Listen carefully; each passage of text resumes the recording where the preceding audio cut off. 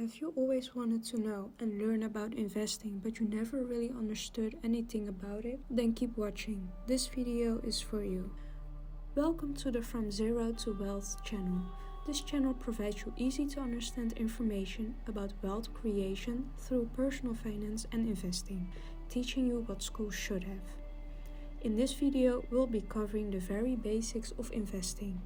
We'll be explaining what investing is, how it works, what types of investments are out there, and the risk of investing. Investing is the process of using your money to purchase assets that you anticipate will generate income over time. It can also refer to investing time or money in yourself, but in the context of finance, it refers to purchasing assets that appreciate in value over time. Now, investing is different from saving or trading. Investing involves setting money aside for a lengthy time as opposed to more frequent stock trading. Saving money is safer than investing. Savings, however, are a sure thing, whereas investing is not. If you don't invest and keep your money hidden away, you'll never be able to make money work for you. For hundreds of years, people have used investing as a means to build wealth. The reason long-term investing is so effective is because of compound growth. Investment returns compound each time they are reinvested, helping you in reaching your financial objectives more quickly. For example, if you invested €100 a month over the next 20 years at an 8% interest rate, each year your funds grow at a faster pace. The idea is that by the end of the investment period, you have significantly more money than if you'd added the same amount to a savings account. For many, this provides the financial means to pay for education, home ownership, cars, travel, retirement, and the list goes on. So people often look to invest because it can provide them with opportunities. So, how does investing actually work?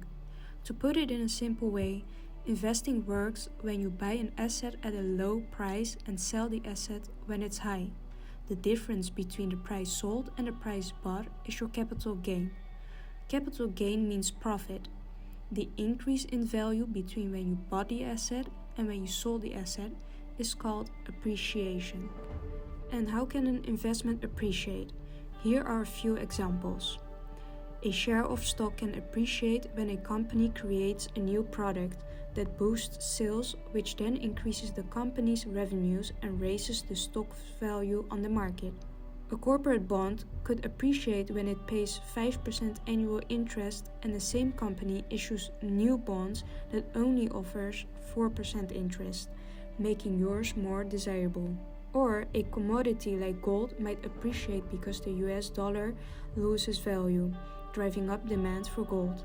A home might appreciate in value because you renovated the property, or because the neighborhood became more desirable for young families with kids. The goal of investing in order to generate cash flow, so income, is to hold on to the asset without selling it. When you own something of value that can be converted to money, it's described as an asset. Asset can be either illiquid, which means it takes more time and effort to transform them into money, or liquid, which means they can be quickly converted to money. People can invest in a few different asset types in the hope of seeing their investments grow. These are stocks, bonds, commodities, real estate, mutual funds, and ETFs. Let's look into these types of investments. A company sells stock to raise money to fund their business operations. Buying shares of stock gives you partial ownership of a company and lets you participate in its gains and the losses. Some stocks also pay dividends, which are small regular payments of companies' profits. Stocks have a higher risk than some other investments because there are no guarantees of profit and certain companies may fail. Bonds allow investors to become the bank. When companies and countries need to raise capital, they borrow money from investors by issuing debt, called bonds. When you invest in bonds, you are loaning money to the issuer for a fixed period of time. In return for your loan, The issuer will pay you a fixed rate of return as well as the money you initially loaned them. Because of their guaranteed fixed rates of return, bonds are also known as fixed income investment and are generally less risky than stocks. Not all bonds are safe investments though. Some bonds are issued by companies with poor credit ratings, meaning they may be more likely to default on their repayment. Commodities are agricultural products, energy products and metals. These assets are generally the raw materials used by industry, and their prices depend on market demand. For example, if a flood impacts the supply of wheat, the price of wheat might increase due to scarcity. Buying physical commodities means holding quantities of oil, wheat, and gold. As you might imagine, this is not how most people invest in the commodities. Instead, investors buy commodities using futures and options contracts. You can also invest in commodities via other securities, like ETFs or buying the shares of companies that produce commodities. Commodities can be relatively high-risk investments. Another type of asset is real estate. You can invest in real estate by buying or building a home. Over time, a real estate property might appreciate in value. People looking to invest in real estate without having to own or manage real estate directly might consider buying shares of a real estate investment trust, REIT. REITs are companies that use real estate to generate income for shareholders. Traditionally, they pay higher dividends than many other assets, like stocks. Funds like ETFs and mutual funds let you invest in hundreds or thousands of assets at once when you purchase their shares. This easy diversification makes mutual funds and ETFs generally less risky than individual investments. While both mutual funds and ETFs are types of funds, they operate a little differently. Mutual funds buy and sell a wide range of assets and are frequently actively managed, meaning an investment professional chooses what they invest in. Mutual funds often are trying to perform better than a benchmark index. This active hands-on management means mutual funds generally are more expensive to invest in than ETFs. ETFs also contain hundreds or thousands of individual securities. Rather than trying to beat a particular index, ETFs generally try to copy the performance of a particular benchmark index.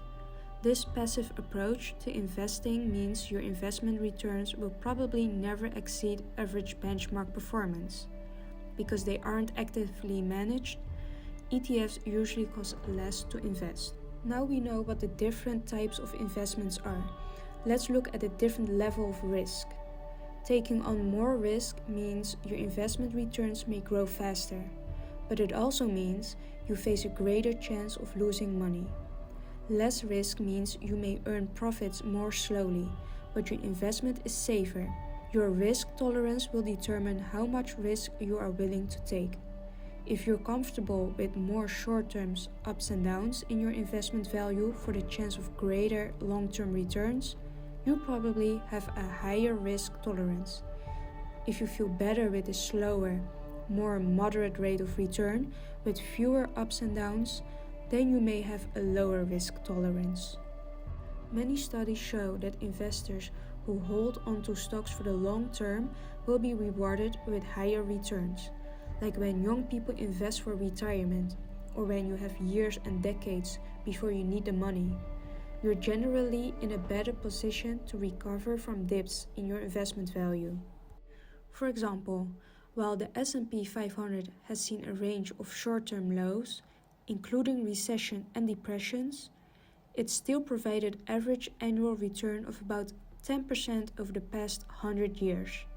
But if you had needed your money during one of those dips, you might have seen losses. It's crucial to take your timeline and overall financial condition into account while investing. Whatever your risk tolerance, the best way to manage risk is to not put all your eggs in one basket. This concept is called diversification. By owning a range of investments in different companies and different asset classes, you can buffer the losses in one area with the gains in another. So that's it for this video, and we hope you've got some value out of it. Thank you for watching, and don't forget to subscribe, like and comment down below if you enjoyed watching. Turn your bell notification on for more series of the basics of investing. We hope to see you in our next video.